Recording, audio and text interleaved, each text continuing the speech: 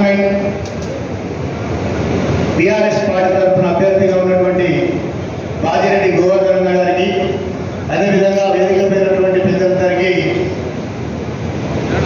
నా యొక్క నమస్కారములు. ముఖ్యంగా చేపట్టినా కూడా 10 సంవత్సరాలు తెలంగాణ ప్రజలను కంటికి రెప్పలుగా కాపాడుకున్నటువంటి ముఖ్యమంత్రి ఎవరన్నా ఉన్నారంటే మన కేసీఆర్ గారిని చెప్పక తప్పదు. ఇప్పుడు మనందరం బయట చర్చలో ఉంటా ఉన్నాం.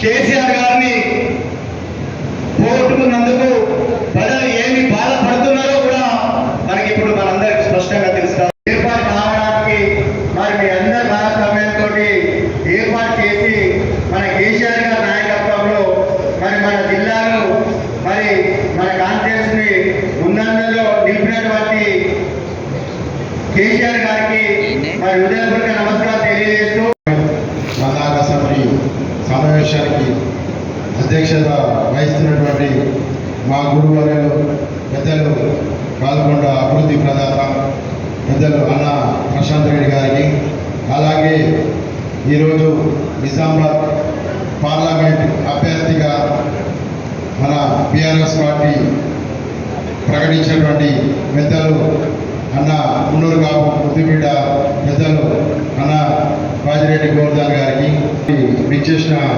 మాధవరెడ్డి ఎంపీలకు, జడ్పీటీసీలకు, వేదిక మన కోటపాటి నరసింహనాయుడు గారికి, అలాగే వేదిక మీద ఉన్నటువంటి పెద్దలందరికీ, నాతోటి కార్యకర్తలందరికీ నా నమస్కారం.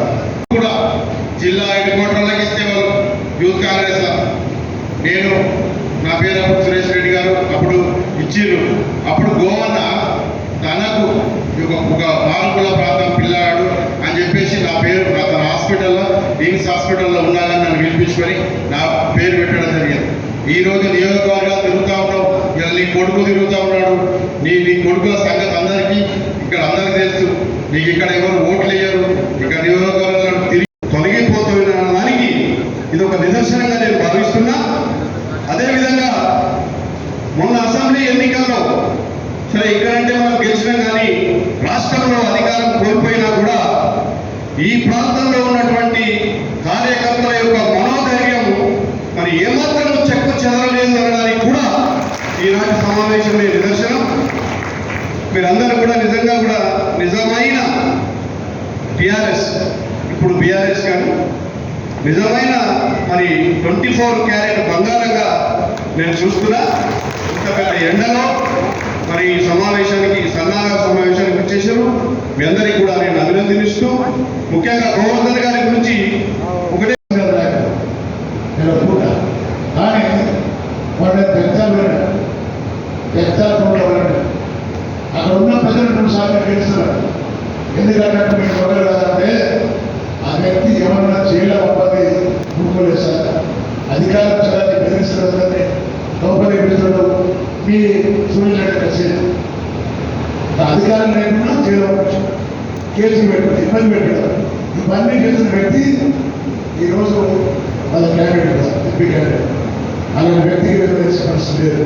రెండోది ఏంటంటే ఆయన ఎమ్మెల్సీ కూడా ఎమ్మెల్సీ ఉన్నాడు. ఇప్పుడు ఆయన మన ప్రాంతంలో ఎమ్మెల్సీ ఆయన ఈ ఒక్కరు దాని ఎమ్మెల్సీ సీటు పొందిన తర్వాత ఈ ప్రాంత ప్రజల యొక్క పరిష్కారం సమస్యలు ఇంకా 1 ఇయర్ ఉంది. ఇక్కడ సీనియర్ 1 ఇయర్ టైం ఉండగా వాళ్ళు ఎంపీ కంటే చేస్తున్నారు. దానికి కారణం ఏంటంటే వాళ్ళకి అర్థం తీసుకోవాలి. గతంలో 5 ఏళ్ల కిందట కవిత మన పార్టీ తరఫున పోటీ చేసి కాంగ్రెస్ తరఫున 10 ఏళ్ళు పోటీ చేసి 10 ఏళ్ళు ఉండబట్టి ధర్మపురి అరుణ్ గెలిపించింది ఎవరు తెలుసా మీకు? ఇదే జీవన్ రెడ్డి, ఇదే సురేష్ రెడ్డి. ఎందుకు గెలిపించిండు? ధర్మపురి అరుణ్ తండ్రి శ్రీనివాస్ వర్కర్ ఫ్రెండ్ ఆయన, టికెట్ ఇచ్చింది ఆయన, ఎంకరేజ్ చేసింది ఆయన. కాబట్టి రుణం తెచ్చుకోవడానికి మరి పార్టీ క్యాండిడేట్ 10 ఏళ్ళు చూడు ఈ పార్టీ పోగొట్టి కాంగ్రెస్ పార్టీ ఓట్లను ధర్మపురి గెలిపించింది వాళ్ళు. ఇలా కొందరు మద్దతు తీసుకోవాలి. ఇది ఉన్నాకేది బీజేపీతో మన పార్టీ బీజేపీతో ఫైట్ చేసిన పార్టీ. మనం ఈ రాష్ట్రంలో అసెంబ్లీ స్థానాలలో ఇదే అరవింద్ గెలిచినామన్నా ఇప్పుడు పోటీ చేసే ఎంపీ అయి ఉండి కూడా మన పార్టీ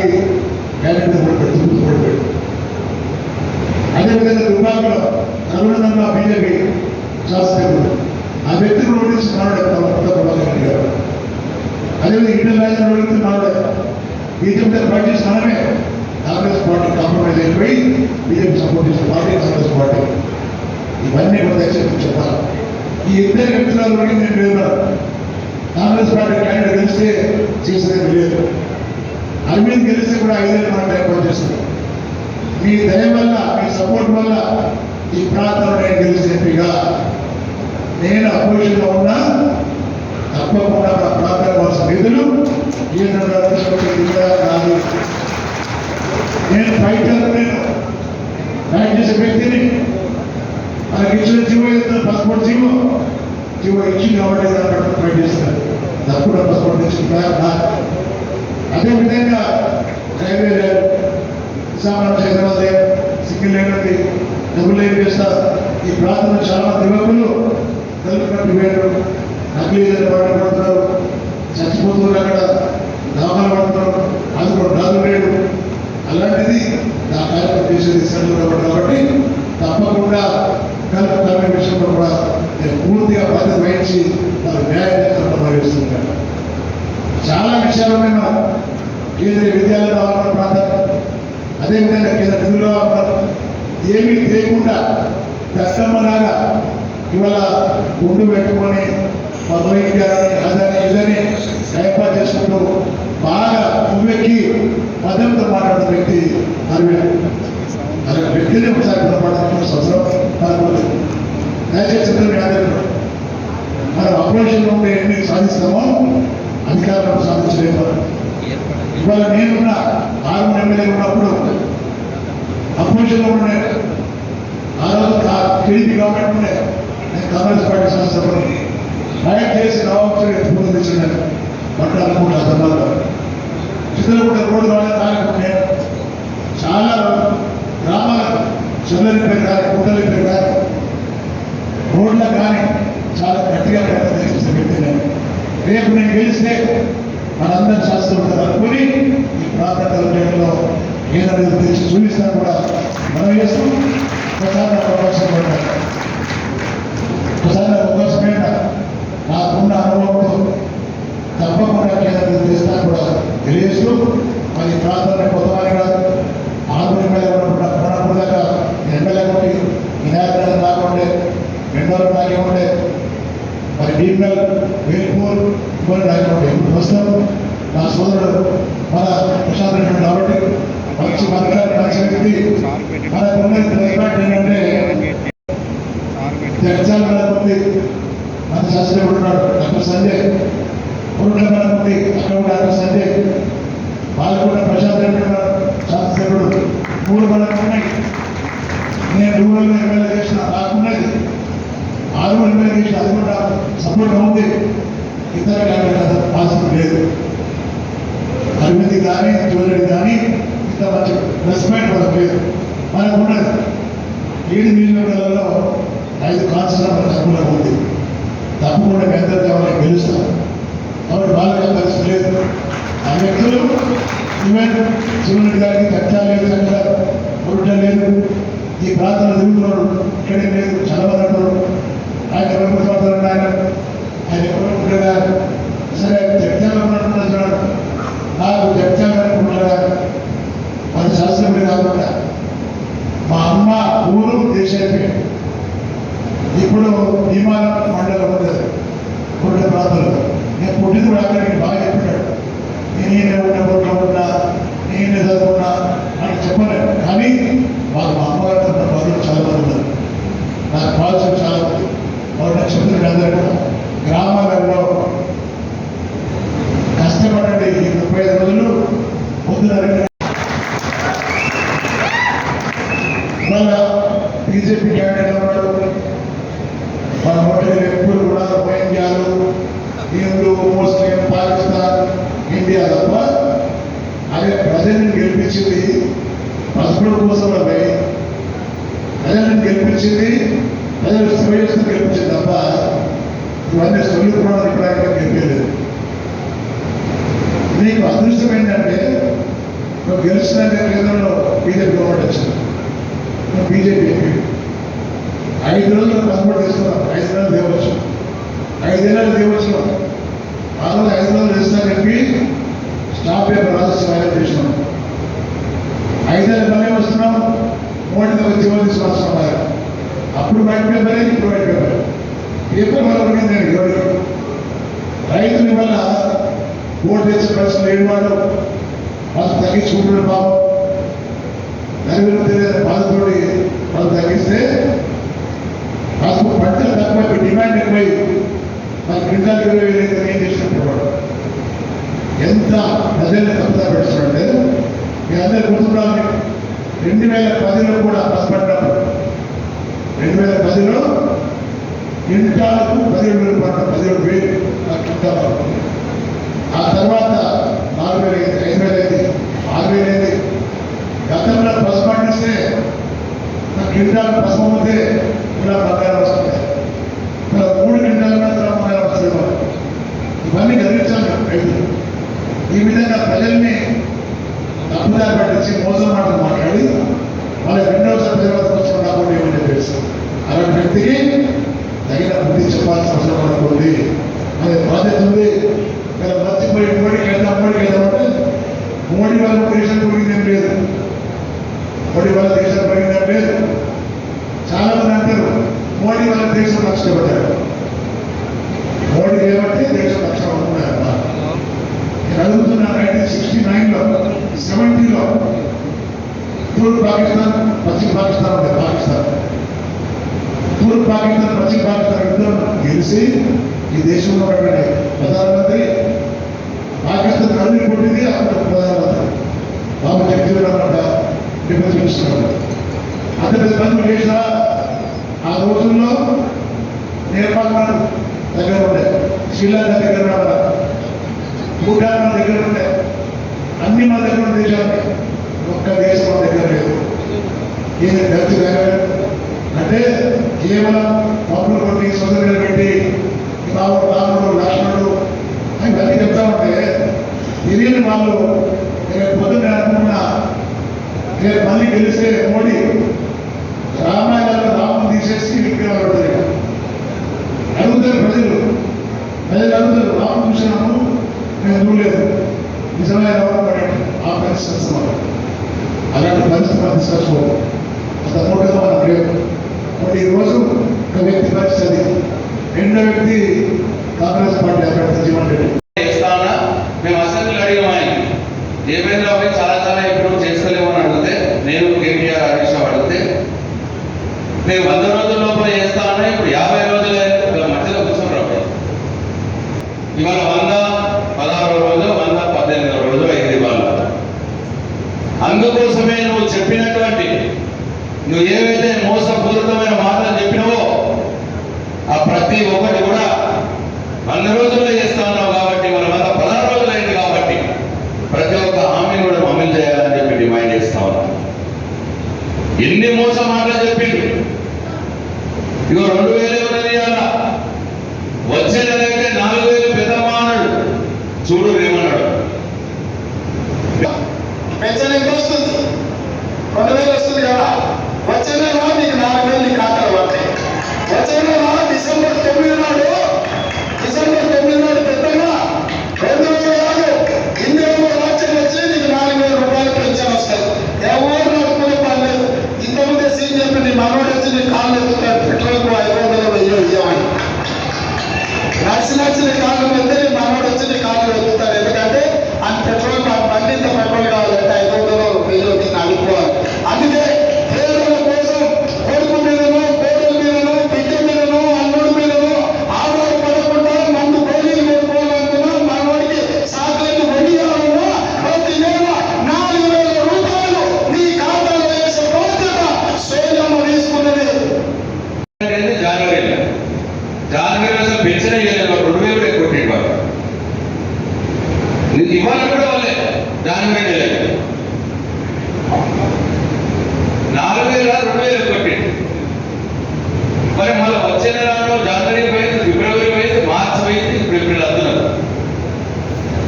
వచ్చిన 4,000 అడగాలి మనం ఈ వీడియో మీకు పంపిస్తాం మీ అందరికి ఫోన్లలో పంపిస్తాం వచ్చినాయమ్మా 4,000 రాగానే నీ మనవాడికి 500 రూపాయలు ఇచ్చిన వాళ్ళంతా అది పెట్రోల్ కొనుక్కొని ఆయన నీ కాళ్ళు వచ్చింది అమ్మ వచ్చి అన్న మాట మనం ఇవాళ లేడీస్ అడగాల్సిన అవసరం ఉన్నది మనమే చేయాలి ఎలక్షన్లలో దీన్ని ఫోన్లలో లేడీస్ చూపెట్టి ఈ వీడియోని అడగాలి వాళ్ళు. మరి 4,000 వచ్చే నెలలో ఇస్తా అన్నోడు ఇప్పటికి ఇంకా చక్కగా 2,000 చక్కగా ఇస్తలేడు. మళ్ళా కాంగ్రెస్ వాడు కోటేద్దామా, మనకు నిరంతరంగా ఇచ్చిన కేసీఆర్ కోటేద్దామా అన్న విషయం, కారు గుర్తు కోటేద్దాం అన్న విషయం మనం మాట్లాడాలి దయచేసి. అతనే ఇంకో మోసం మాట అన్నాడు, తులం బంగారం. లక్షలో ఈ రోజు ₹1,00,000 వస్తున్నాయి.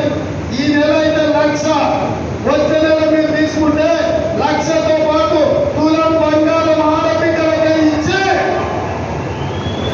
తెలంగాణలో ఉంటే ఓకే ఏమన్నాడు? కళ్యాణ లక్ష్మి వచ్చే నెల నుంచి తులం బంగారం కూడా ఇస్తాము అన్నాడు. వచ్చిందా? వచ్చే నెల ఇచ్చిందా? 4 నెలలు అయింది. ఈ వీడియో కూడా పంపిస్తాం మీకు నేను ఫోన్లలో. ఇదే విషయం మనం లేడీస్ అడగాలి. అన్నావు కదా, ఇక అన్నాడు కదమ్మా, వచ్చిందా తులం బంగారం, మరి ఇసుడికి మళ్ళా మోసపోదాం మనం ఓటేద్దాం అన్న విషయం మనం మాట్లాడాలి. ఆకాశం ఎంతమంది ఉంటే అంతమంది అందరికీ ఇందిరమ్మ ఇల్లు ఇచ్చిన చరిత్ర కాంగ్రెస్ పార్టీకి ఉన్నది. ఆ ప్రతినిధి ఆకాశమే అద్దుగా ఎందరికంటే అందరికి ఇల్లు ఇచ్చినాం మేము కాంగ్రెస్ వాళ్ళం అన్నాడు. మనకు అందరికి ఇల్లు ఇస్తే మళ్ళీ ఇప్పుడు ఇల్లు ఎందుకు అడుగుతున్నాడు? నువ్వు అందరికీ ఇల్లు ఇచ్చుంటే ఇల్లు ఎందుకు అడుగుతున్నావు మళ్ళా? ఇదొక పద్ధతి. ఇంకా చూడు ఏమన్నాడు, ఈ నెల పొందబెడితే వచ్చే నెల నుంచి మీకు అందరికీ ఇందిరమ్మ ఇల్లు కట్టుకోవడానికి, ఇల్లు లేని ప్రతి పేదవాడికి, పెళ్ళైన ప్రతి పిల్లగానికి ఇందిరమ్మ ఇల్లు కట్టుకోనికి ₹5,00,000 ఉచితంగా మీకు ఇచ్చేటట్టు ఇవాళ కాంగ్రెస్ పార్టీ నిర్ణయం తీసుకున్నది. ఓకే, పెళ్ళైన ప్రతి పిల్లగాడికి, ఇల్లు లేని ప్రతి ఒక్కరికి ₹5,00,000 ఇస్తాం మేము రాగానే 100 రోజుల్లో అమలు చేస్తామన్నాడు. అడుగుతాం ఇవాళ మనం ఇదే వీడియో చూపెట్టి, దయచేసి మీరు చూపెట్టి, అమ్మ ఇందిరమ్మ ఇల్లు వచ్చినాయా 100 రోజులు అయిపోయింది ఆయన మాట ఇచ్చి ప్రతి ఒక్కరికి 5,00,000 ఇస్తా అన్నాడు. పెళ్ళైన ప్రతి పిల్లగాడికి 5,00,000 ఇస్తా అన్నాడు. ఇచ్చిందా అన్న మాట అడుగుతాం. ఇక వీళ్ళు పోయి ఉపాధి హామీ కులంలో మోసం చేశారు. ఇక లాస్ట్ మిగిలింది యువకుల కోసం ఏమన్నాడో ఎన్నుంది. చాలా సార్లు టీవీలో పేపర్లో చూస్తాం, ఎంబీబీఎస్ లో మంచి ర్యాంక్ వచ్చింది, ఫీజులు కట్టుకోవడానికి పైసలు, ఇంజనీరింగ్ లో బ్రహ్మాండమైన ర్యాంక్ వచ్చింది, ఫీజులు లేక కూలి పని చేసుకుని తల్లిదండ్రులు కష్టపడుతుంది, చదువుకోవడానికి పిల్లలకు అవకాశం లేదని వీటన్నిటిని దృష్టిలో పెట్టుకొని ఈ విద్యార్థుల జీవితాలలో వెలుగు తీసుకురావాలని యువ వికాసం పేరు మీద మీకందరికీ విద్యార్థులకు ₹5,00,000 బ్యాంకు గ్యారెంటీ కార్డు ఇస్తే మీరు ఫీజులు కట్టుకోవచ్చు, మీరు కంప్యూటర్ కొనుక్కోవచ్చు, మీరు ఐపాడ్ కొనుక్కోవచ్చు, మీకు కావాల్సిన ల్యాప్టాప్ కొనుక్కోవచ్చు. మీరు ఉన్నత చదువులు చదవడానికి ₹5,00,000 బ్యాంకు గ్యారెంటీ కార్డు ఇచ్చే బాధ్యత కాంగ్రెస్ పార్టీ. ఇదే చదువుకునే పిల్లలందరికీ ₹5,00,000 బ్యాంక్ కార్డు ఇస్తా, ఆ బ్యాంక్ కార్డు తోటి మీరు ఫీజులు కట్టుకోవచ్చు, ల్యాప్టాప్లు కొనుక్కోవచ్చు, కంప్యూటర్లు కొనుక్కోవచ్చు అని అన్నాడు. ఇక్కడున్న యువకులు చేయలేకపోయి కదా, విద్యార్థులు యువకులు ఎవరున్నారు మీ కాలేజీలలో పోవాలి, ఈ వీడియో పట్టుకోవాలి, మీ స్టూడెంట్స్ మీ ఫ్రెండ్స్ దగ్గర పోవాలి. ఇక వీడు ₹5,00,000 ఇస్తా అన్నారా, ల్యాప్టాప్ కూడా కొనుక్కోవచ్చు అన్నారా. ఇక వచ్చిన ద్వారా మనకు ₹5,00,000 ఇక మోసం చేసి నా కొడుకు వంగబెట్టి గుద్దాలరా, మొత్తం ఈసారి గుద్దుతే కానీ మనకు మీకు అర్థం కాదన్న మాట చెప్పాలి. విద్యార్థుల దగ్గర పోవాలి, మీ అందరినీ నేను వీడియోలు పంపిస్తా. ఇక విద్యార్థులను మోసం చేసి ఇంకా ఏం చెప్పిండు, విద్యార్థులకి పాపం ఉద్యోగాలు కానీ నిరుద్యోగులు వాళ్ళని ఎట్లా మోసం చేసిండో, ఎట్లా మోసం మాటలు చెప్పిండో చూడు. అదేవిధంగా ఉద్యోగాల కోసం ప్రయత్నం చేసి ఉద్యోగం ఉపాధి దొరకక నిరాశ చెందుతున్న నిరుద్యోగ యువకులకు ప్రతి నెల ₹4,000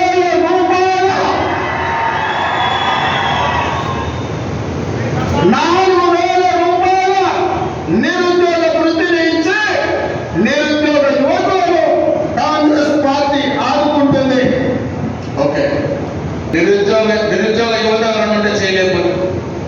నేను మీకు ఇది పంపిస్తా.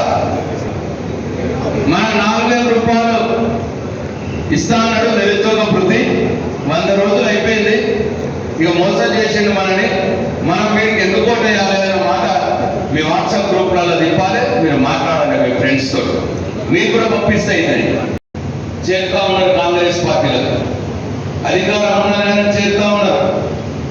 నేను నిన్న కూడా చెప్పిన, ఏవో కొన్ని పనుల కోసం, ఏదో రెండు పదవుల కోసం అధికార పార్టీలో చేరేవారు నా దృష్టిలో చెత్త, నా కొడుకు వాళ్ళు చెత్త వాళ్ళని. ఇవాళ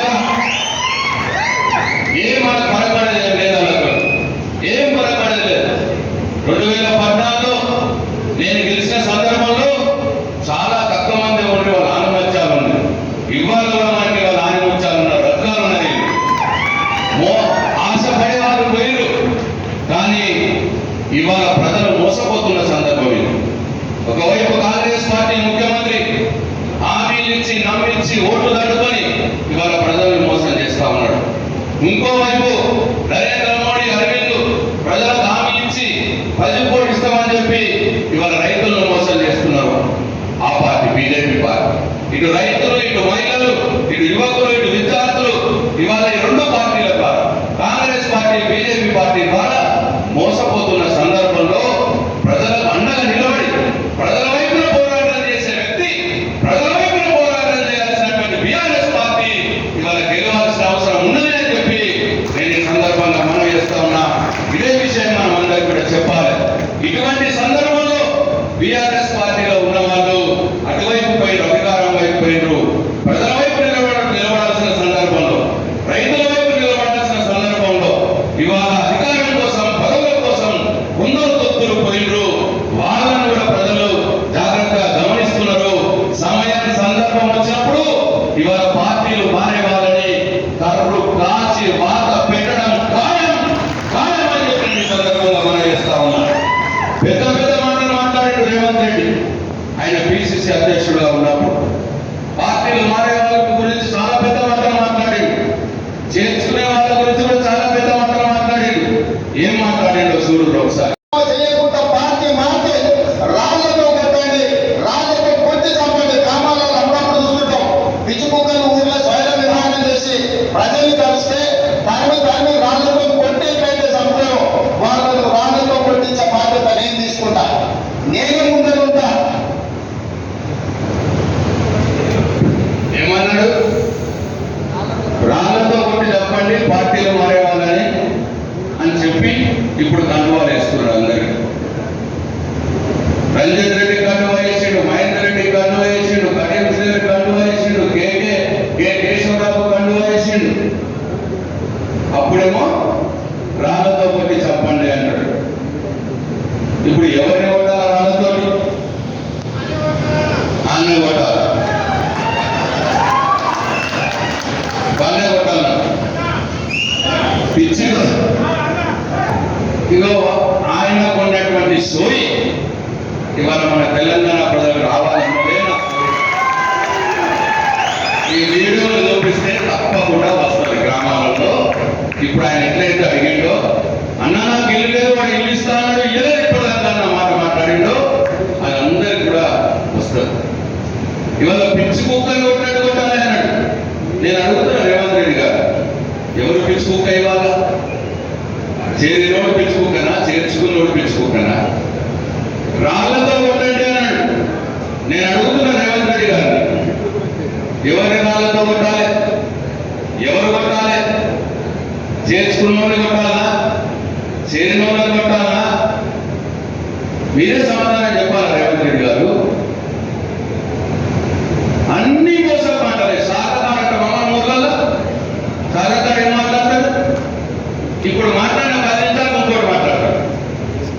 ఇట్లా ఈ రకంగా ప్రతిదీ కూడా అబద్ధ మాటలు, మోసం మాటలతోటే ఇవాళ నడుస్తా ఉన్నాడు.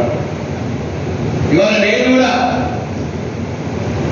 ఈ మోతాల్లో కొంత జరిగిందట, వాళ్ళకు కూడా వర్తిస్తుంది ఇప్పుడు రేవంత్ రెడ్డి అన్న మాటలు.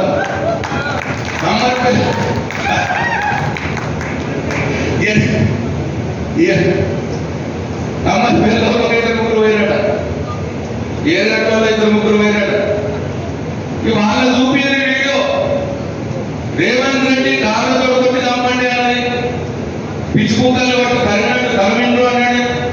ఈ వీడియోలో చూపి దయచేసి వాళ్ళ నంబర్ ఉంటాయి కదా, వాట్సాప్ లో పంపి, వాట్సాప్ లో పంపి. సరే మరి ఏం చేస్తాం అంతకంటే ఎక్కువ? కాబట్టి చెప్పేది ఒకటి, చేసేది ఒకటి. నిలువునా మనల్ని మోసం చేసుకున్నటువంటి వ్యక్తి ప్రతి ఒక్కరిని వదిలిపెట్టేవాడు. మహిళల్ని, పెద్ద మనుషుల్ని, రైతుల్ని, యువకుల్ని, ఆడపిల్ల విద్యార్థుల్ని అందరినీ మోసం చేసి ఇవాళ మళ్ళీ ఇంకోసారి ఓట్లు అడగడానికి వస్తా ఉన్నాడు. కాబట్టి దయచేసి మళ్ళీ రెండోసారి మోసపోదమా? వీడిచ్చిన హామీలు అమలు కావాలంటే అడిగేవాడు కావాలి.